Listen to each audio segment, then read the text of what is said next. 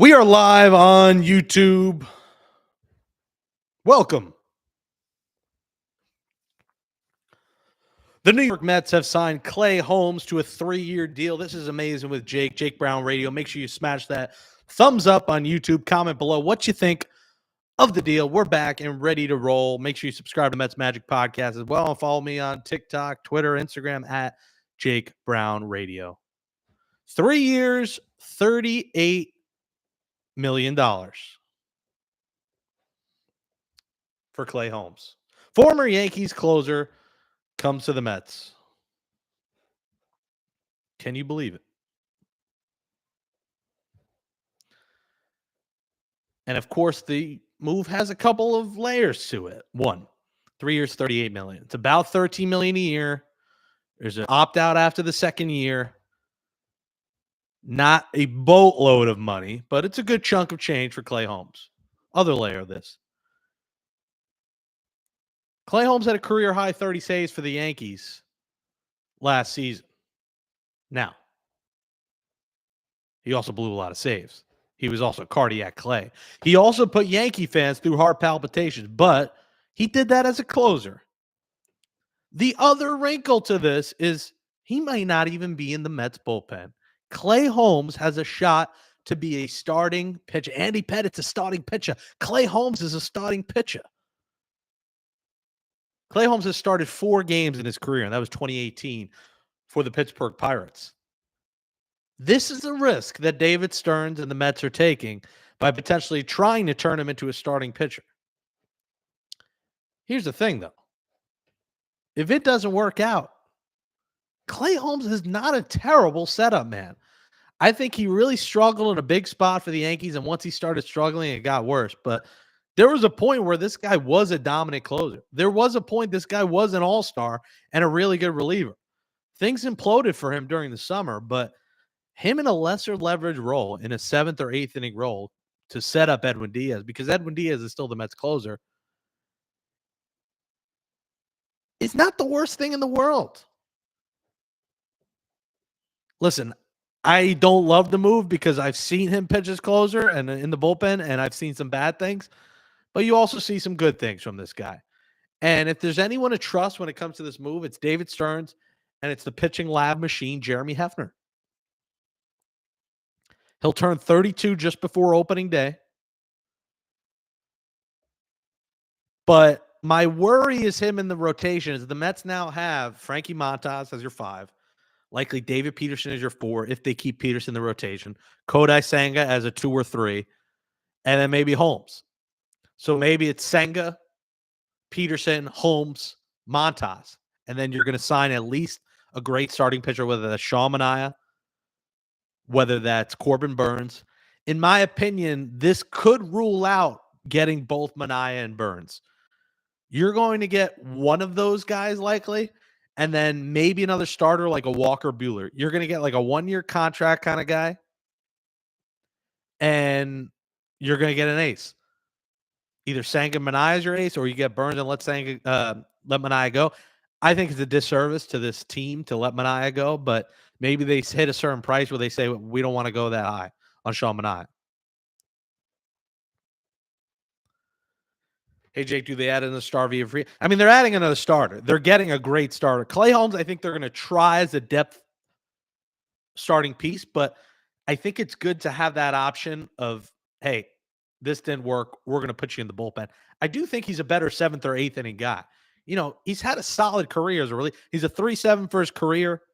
You know, he's had a solid career out of the bullpen.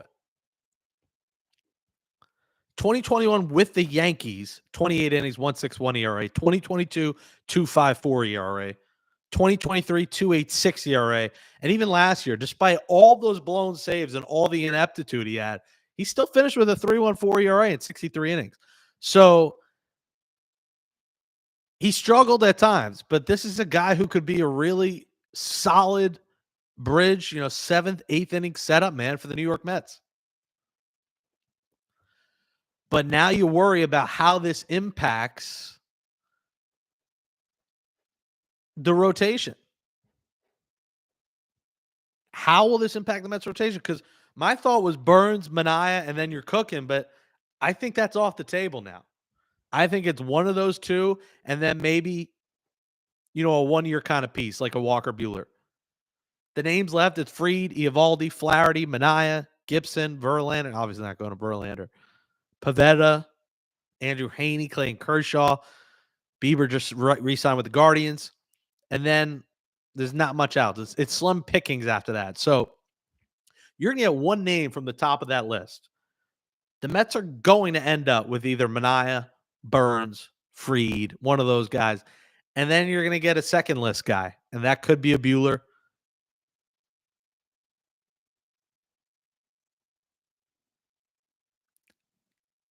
I hope it's not Patrick Corbin. But this move, if he does become a starter, rules out a lot of options. Now, they could just be saying they're going to try him as a starter, and they figure out in March that it didn't work out, and they're like, all right, let's put him back in the bullpen. It's not easy to just stretch a guy out to become a starting pitcher. He's done it once in his life, and that was 2018, where he started just 4 games for the Pittsburgh Pirates in his rookie year.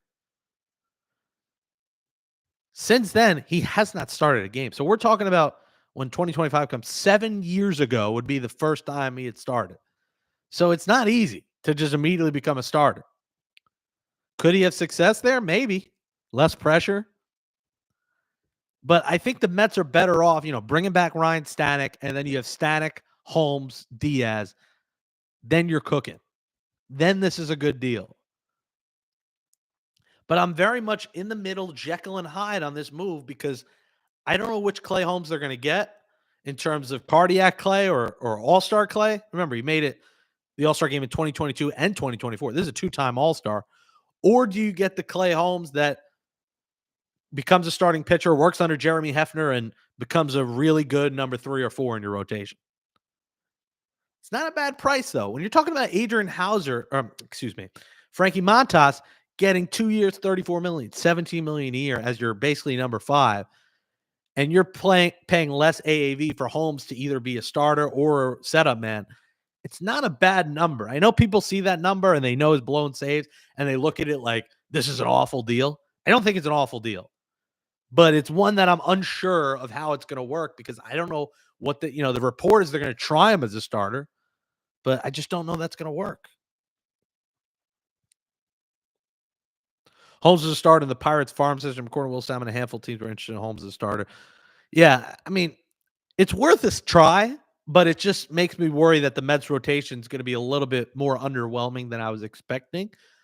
But listen, it was more underwhelming than I expected last year, and they made the NLCS and were 2 wins from the World Series. So you just got to trust what Stearns cooks because he knows. And listen, Stearns is really good at getting guys, and the year he gets them, they are really good. Like Severino was the worst pitcher in baseball, came to the Mets, and he just got himself a 3-year, $67 million deal with the A's.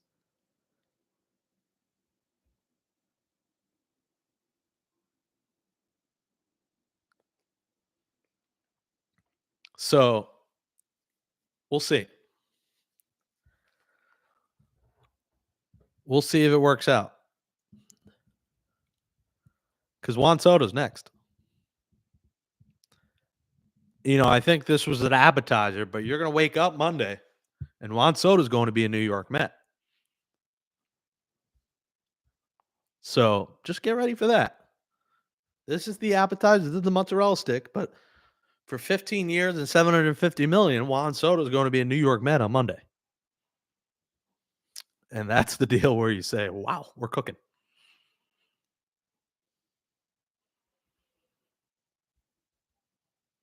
You heard it here first.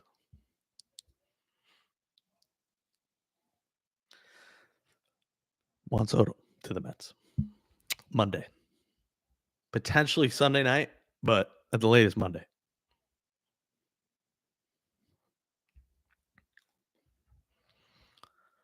Qualifying offer is going to hurt Pavetta. Yeah, Pavetta turned down the qualifying offer, which I was shocked by. Based on the current, we're starting to see Buehler getting some. And I think Buehler's going to get a 1 or 2 year deal. He's coming off the worst year of his career, and he's injury prone. So that's why I think the Mets could take a flyer on Walker Buehler.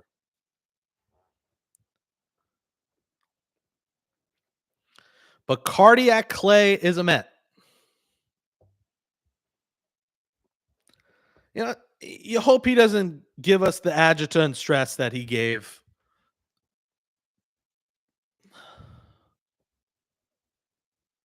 Yankee fans because second half Clay Holmes was unwatchable at times.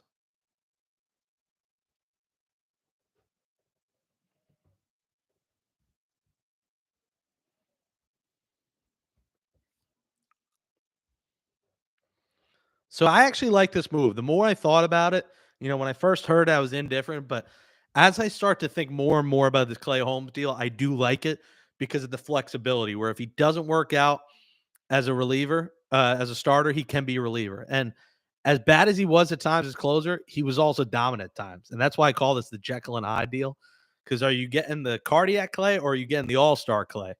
Because a two-time all-star in recent years, 2 of the last 3 years, for 12 and a half, 13 million a year is a really good deal.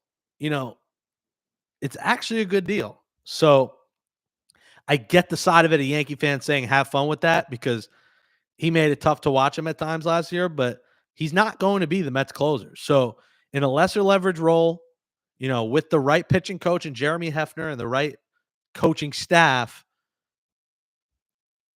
dare I say it could be a steal.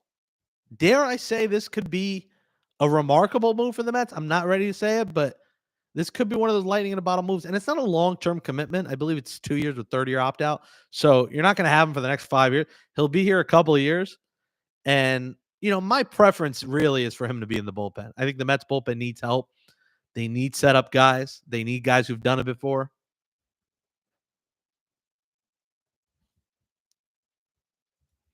So I think this could work out.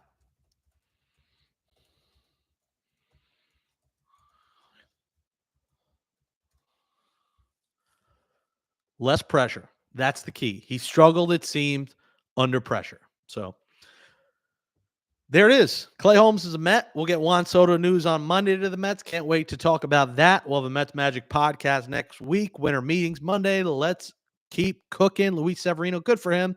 I didn't react to that. Getting the biggest deal in the history of the A's franchise. And, you know, I think he earned it, but I never thought he was coming back to the Mets. And I think it was smart for the Mets to let him go. I think you got all you could out of him. And he had a great year, but I don't know if he's going to put up those great numbers for 3 more years. And I just think that's a lot of money to give Luis Severino. You really got a good deal for him for a year because he came off the worst year of his life. He changed his habits. He changed his sleeping habits. He had a really good year, but I don't think you're going to get that in the long term. But good for him cashing out. He deserved all that money. And to play in front of 5 fans in Sacramento for the A's in that small minor league ballpark, he deserves money because that's going to be tough some nights to find the motivation and pitch in front of a couple people. But when you're making, you know, 750,000 per start, you'll live. Now he could become a trade piece. There's 2 years with 30-year opt out. He could become a trade piece this year, halfway through, or in 2025 or 2026, halfway through the year. They say, "Hey, we want to get prospects and shed this money off the books." So I could see them trading him at some point. But right now, he's the A's ace, the highest paid player in the history of the franchise. As crazy as it sounds, it's a team that hasn't spent much.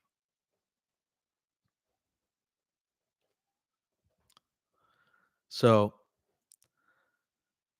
good move so far. Listen, Jose Siri, solid move. I'd still like the Mets to bring another center fielder. Maybe it's Bellinger, but I worry a little bit they're not going to have enough offensively with him and Taylor platooning in center. The Cabrera move, Genesis Cabrera, a lefty minor league deal, makes perfect sense. The guy had a solid year, and it's a no risk signing as a minor league contract. Good move. I like this Clay Holmes move if he's a setup man and not a starter. But if it works as a starter, great. I don't think it hurts to try. If you try to stretch him out in March and say it's a big flop, just put him back as a reliever. I don't think that's going to crush his arm, knock on wood. But you want to get that answer pretty soon. You don't want to be in May and get that answer. You want to know by opening day, is Clay Holmes ready to be a starter or not? And if he's not, make him in the 7th or 8th inning. Because you could really mess with him, his arm, the team.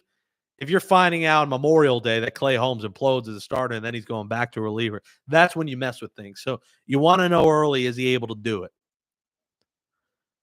But if there's times he stretches out and could be a depth guy, 4 innings, 5 innings, and then goes to the bullpen, you don't hate that. If there's an injury, if you got rainouts, you got a double header, you need a guy. It's not a bad option to have, not a bad weapon to have. Kind of like the Seth Lugo. Lugo went back to being a starter, and he did really good for Kansas City. Can Clay Holmes do that? Can Clay Holmes be a starter again? And if not, can he be a long man? So I don't hate this move for the Mets. I think the pressure got to him, and once he started failing, it just all went wrong. So we'll be back next week, talk winter meetings. Good move by the Mets. We like Clay Holmes. Let Stearns cook. And likely Soto next week. Get ready. Buckle up. It's going to be fun. We'll have a new episode of Mets Magic. I'll be back on here to talk about it, but Clay Holmes is a Met. Jose Siri's a Met. Genesis Cabrera is a Met. Small move so far, but, you needed bullpen help.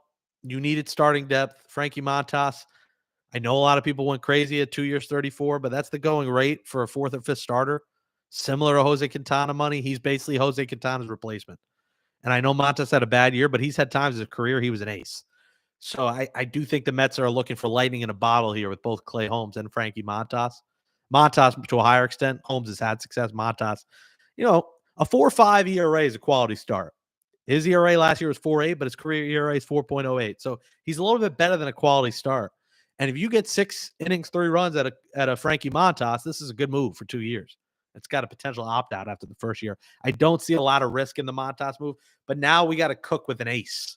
And I think Manaea should be back. My worry is that Manaea or Senga is their ace, which I'm not that worried about, but my hope was to get a Burns as an ace. My hope for the rotation was Burns, Manaea, Senga, Peterson, Montas, and maybe Holmes.